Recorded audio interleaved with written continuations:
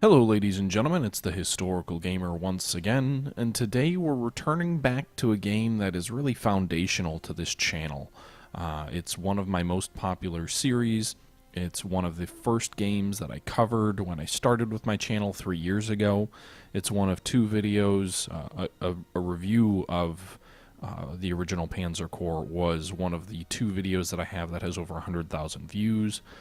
So it's a game that I have a lot of enjoyment from. I remember playing kind of its spiritual successor, or predecessor, I guess, Panzer General, which really spawned all these kind of Panzer General remakes, when I was 13 on my PlayStation, listening to Bob Uecker announce baseball games while I was playing and trying to conquer the world. So there's a lot of meaning to these types of games to me, Panzer Corps especially, because it really is the spiritual successor to the core game of Panzer General. There's a lot of games that borrow a lot of themes and motifs. Certainly in the case of Order of Battle Pacific, there's a lot of similarities. But when it comes to Panzer Corps, it is the real, at least in my book, and in many people's books, the real successor to Panzer General.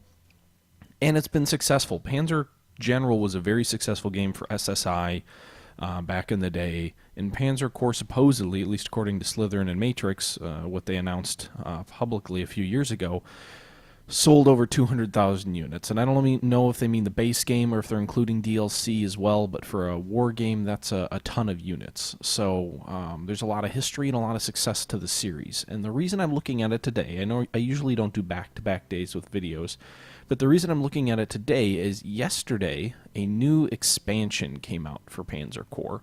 I believe it's a standalone expansion. I could be wrong on that. Someone correct me if I'm wrong, but usually the way this works is if you've got the base game and you buy the game, it acts like a DLC where it just gets added in. But if you don't own the base game, you can still buy Soviet Corps just on its own and play that in its own little module. So the new game that just came out is called Soviet Corps, as I just said, and it starts in 1939. And you basically take control of the Red Army, and you fight against the Japanese, the Finns in the Winter War, and then also against the German invasion. I believe it goes all the way back even to the Russian campaigns in Manchuria at the end of World War II as well. So I don't know how much we'll do. I don't know if this will be a new permanent Let's Play series. I guess that kind of depends on you guys. You can certainly let me know what you want. But this video, at the very least, is going to be a first look at the Soviet Corps expansion for Panzer Corps. So Soviet Corps, which just came out today, we'll go ahead and play, obviously, as the Soviets. I think that's the only option. Play at normal difficulty, so Colonel. And let's see here, the briefing. Welcome, Comrade Commander. I will get straight to the point. There are some of us in higher ranks who feel your promotion is unjustified. But here we are. The Empire of Japan has been active in its plans for expansion. This has not affected us directly until now. Their advance on our eastern border must be stopped. You have been provided with information concerning an area of particular strategic importance. Your primary objective is the capture of the central bridge. Caution is advised. Over speed and reconnaissance is very important. There are areas of the battlefield we have little or no information about, so make sure you scout them before you move in. Remember, Comrade Stalin does not tolerate failure. Okay, so August 1939. This is going to be the Battle of Kalkan, which was historically a decisive Soviet victory in many regards. The Soviets outnumbered the Japanese more than 2-1. They lost more heavy casualties than the Japanese did. But the Battle of Kalkan really drove home the importance of mechanized forces to the Japanese. They were outnumbered in terms of tanks, actual tanks, by more than 5-1, more than 2-1 if you include their sort of mini tanks that are called tankettes. In aircraft, they were outnumbered more than 2-1. In trucks, they were outnumbered more than 4-1. The Soviets were not in great shape. This is just after the historical coups against the, or not coups, I'm sorry, the historical purges that Stalin put the Soviet military through in the 1930s, but they were in good enough shape to stop the Japanese. So you can see here we've got some Japanese forces up here. We've got some pretty heavily mechanized forces here under the Soviets. We've got a BT-5 tank. We've got a T-26S some 76 millimeter artillery pieces, and infantry, as well as 2 aircraft units. Meanwhile, we've got some infantry over here on the left, as well as a recon vehicle. So I think what we'll do is we'll start crossing, because our objective here is to take this city. It's the city of Nome, and that looks like our only objective. This is a very small map, feels very much like a tutorial. We've got an I-16, we've got 2 I-16 fighters. I believe they're fighters. And yeah, we're ready to go here. They're bombers, I'm not sure. Strafing seems particularly effective for them, though.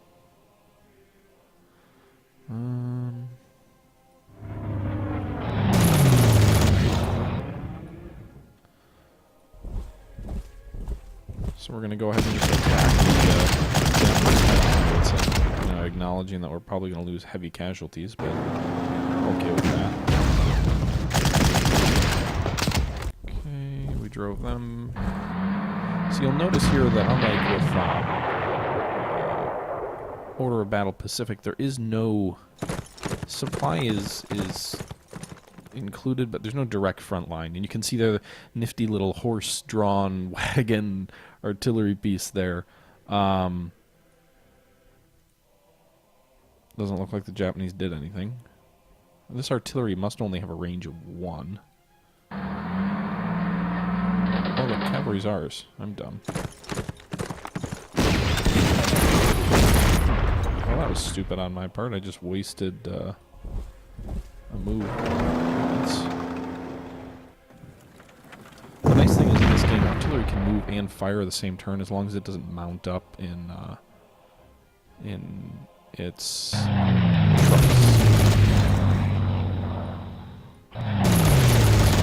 Fired.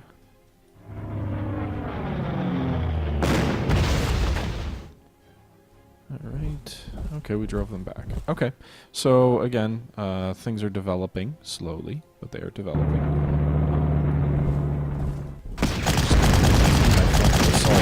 As the Soviets, during this time and, this era of combat, if you will, they were in very poor shape. The Soviet government under Stalin had issued a series of purges in the 1930s that gutted the Soviet military. It meant that almost all the officers that were in charge were reliable, which meant they had no experience or combat knowledge, and were chosen more for political reasons than they were chosen for any kind of military talents, which may have prevented any kind of coup against Stalin for sure, but definitely wasn't in the nation's interest. You really see the Soviets struggle in 1939 as well, which I assume is the next scenario, when they have to try and fight the forces under Finland when they invade Finland. But this particular conflict is taking place in eastern it's actually in Mongolia, I believe. So this fight is occurring in Mongolia. The Soviets and the Japanese had been fighting each other consistently for 7 years by this point. There was a series of border skirmishes and clashes between Soviet and Japanese forces starting in 1939 and really culminating in this particular battle, in the Battle of Kalkan in 1939. So a lot of fights had been inconclusive. The Japanese were invading Mongolia, and the Soviets were standing in their way. And this battle really acted as a blunt against against Japanese invasions of Mongolia, and the Soviets caused the Japanese to recognize that their forces were not adequate to fighting a modern nation like Russia. So they actually implemented several reforms as a result of the Battle of Kalkan. They more than doubled tank production. They realized that was a key deficiency in their military, and they attempted to resolve some of those problems. Part of the problem was that Japan was just not, as much industrialization as Japan went through in the decades leading up to World War II. They were not in any kind of shape to try and be dealing with direct battles and fights on land against the United States or against the Soviets. The Japanese had fantastic aircraft, fantastic ships, but when it came to the land forces, In many regards, the Japanese were still fighting World War I tactics, World War I equipment, and they just didn't have the industrial capacity to rectify that situation and maintain their superb aeronautical industry, as well as their their superb warships. So they kind of had to make a trade-off, and it makes a lot of sense when you think about Japan being a nation that was totally dependent on trade. It makes a lot of sense that Japan opted more toward a great navy and a great air force, which would be far more decisive in most conflicts that Japan that they would see. But the problem with that approach is it ignores the fact that Japan was trying to conquer a large power in China. So I mean, it was kind of a double-edged sword, if you will. And what I mean by that is just that Japan was trying to fight a major land war against a country that they really needed a significant land force and modern land force to fight, while at the same time fighting a naval war in which they needed an entirely different force structure. So in the grand scheme of things, Japan was not ideally set up to do well in World War II when they were not set up to do well from a organizational standpoint. Okay, so, well, those predictions were way off. But this is a really small battle. It represents Kalkan goal, which had, I want to say the Japanese had 30,000 and the Russians had 60,000 men deployed to the theater. So, you know, it's a pretty small scenario on a small map. One thing I have noticed is it seems to me like in this game, in the Panzer Corps series, the maps seem to be very narrow. They don't seem to be very wide. It seems very up and down, very vertical, almost like a race to the edge of the map, as opposed to a one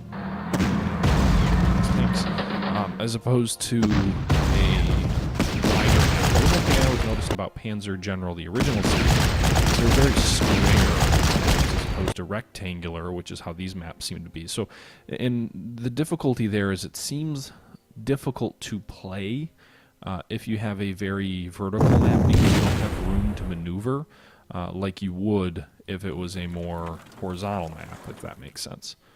You see the Japanese tanks, that's the Hago. The Japanese tank guns were too weak when compared to the Russians. They were really not very good tanks. If you're fighting good tanks. Okay. We need to give some of these guys some reinforcements.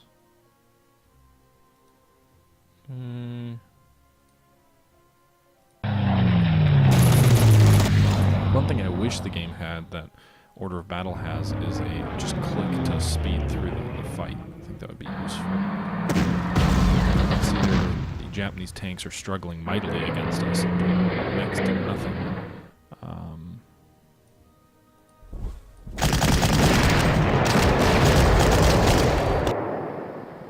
So the Japanese are destroyed. So we kind of flanked. We moved up the main rail line with our main force. And then we had a small force, kind of flanking maneuver, almost like Desert Storm, where the Americans had a major force go through Kuwait, but then they also had a large force go around and through the desert. Although it wasn't the main force, so maybe that's a poor comparison. Anyway, city. So assuming we hold it here, we should be in for a victory. Which sucks because we lose all the experience. But there you go, a triumph. So we proceed. It is clear that I may have underestimated you. Most impressive. I had no idea you were capable of such leadership. The Japanese forces have not been just pushed back, they have been smashed in this battle. Congratulations. If you perform like that again, Comrade Stalin... Oh my goodness, I can't read sentences. If you perform like this again, Comrade Stalin will hear of your triumph. That's probably a bad thing. You don't want to be too successful in the Soviet morning. military hierarchy, because if you Comrade Stalin are, has entered you into a get pact with the assassinated Germans, because and you we will might be a both threat to attack Stalin. and split Poland. At least until the This does not invasion mean against our the two Germans, where nations are Stalin couldn't friends. really afford to go around However, killing his successful forcing generals because Poland the to fight a Germans are war on two successful fronts everywhere. gives And a that's why tactical advantage. You have been given a set of Marshal, objectives. what was his name? Gregory Zhukov, that's who it was. My bad. Can't believe I forgot about him. So anyway, as you can see here, this jumps into the very next battle. Good morning, Comrade Stalin has entered into a pact with the Germans, and we will both attack. And so actually, we don't go into the Winter War against Finland right away. We actually fight against the Polish first. I forgot about that. That does happen before the Winter War, doesn't it? So, good morning, Comrade. Good morning. Comrade Stalin has entered into a pact with the Germans, and we will both attack and split Poland. This does not mean our two nations are friends. However, forcing Poland to fight a war on two fronts gives us a tactical advantage. You have been given a set of objectives. Good Lord, I can't read. However, if you are also able to destroy the Polish headquarter bunker, this will be a considerable victory for us. The Germans have provided us with an auxiliary recon unit. This should be relocated carefully, attracting as little attention as possible. Okay. So you can see here we jump into the invasion of Poland from the east, which if I do a follow-on video, I will talk more about this second battle later on. This actually has a wider, more square map, so that's interesting that I was talking about the map design. Although, again, it's a very small map. One thing that I really enjoyed about Panzer General was the sprawling maps. These seem much more condensed, although, again, that may just be because these are the early scenarios that play more like tutorials than they do, deep, difficult scenarios. But anyway, more about that next time. I think I may do a few more videos on this game if you guys let me know if you like it. But anyway, I enjoyed it. I think it's interesting. It's a look from the Soviet perspective. This was originally included in Allied General, which was a sequel to Panzer General. Allied General allowed you to play as the British, French, or Russians. In this case, Panzer Corps had the original Panzer Corps where you play as the Germans. Then they had the Africa Corps variant, and then they had the Allied Corps, but that was just the Western Allies, and now you have the Eastern Allies. So it's an interesting game, interesting look, and maybe we'll do more. It depends on what you guys think. Anyway, guys, those are my first impressions, or my first look at Soviet Corps, the newest addition to the Panzer Corps series. And until next time, this is the Historical Gamer saying thank you for watching, and I'm out.